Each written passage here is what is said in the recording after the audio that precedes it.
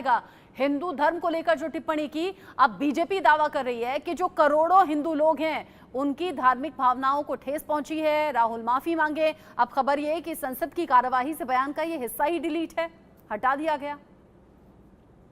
देखिए, इसमें साफ तौर पे है, जो कल बात हुई थी उसमें ये नजर आ रहा था कि भारतीय जनता पार्टी इस मसले को बहुत हल्के में नहीं रखना चाहती है। और जिस तरीके से कल पहली बार आपने देखा होगा, संसद के इतने सालों से सत्र चल रहे हैं, पहली बार प्रधानमंत्री को इंटरप्ट करना पड़ा, सदन के नेता को इंटरप्ट करना पड़ा कि आप इस तरह की भाषा का इस्तेमाल नहीं कर सकते, आप इस तरह की बातें नहीं कर सकते, जिससे सीधे तौर पे समाज को ठेस पहुंचे, उस तरह की बातें बिल्कुल नहीं करनी चाहिए आपको। उन्होंने 2 बार, बल्कि कल अगर हम ऐसे ओवरऑल देखें तो कल प्रधानमंत्री को 2 बार खड़ा होना पड़ा, कल गृह मंत्री को 4 बार खड़ा होना पड़ा, कल रक्षा मंत्री को 2 बार खड़ा होना पड़ा, संसदीय कार्य मंत्री को 2 बार खड़ा होना पड़ा। उसके अलावे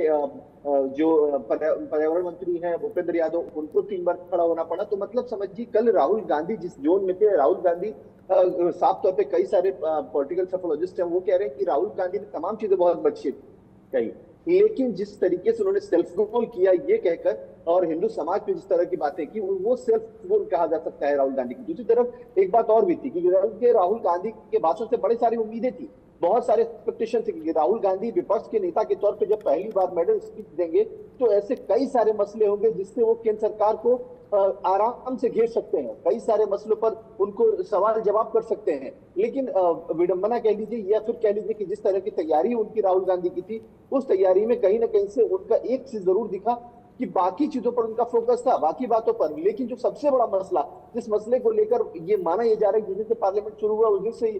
तमाम तरह की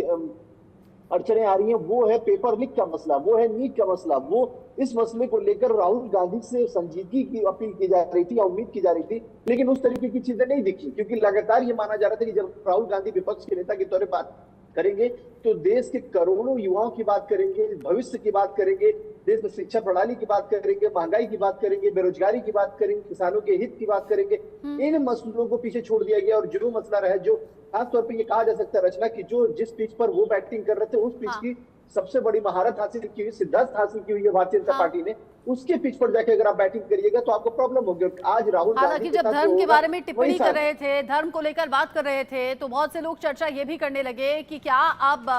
बीजेपी के रास्ते पर जाकर ही बीजेपी से सवाल पूछना या जवाब देने की कोशिश राहुल गांधी की है क्या? मेरे साथ में मनोहर केसरी भी जुड़ गए हैं, लेकिन उनसे पहले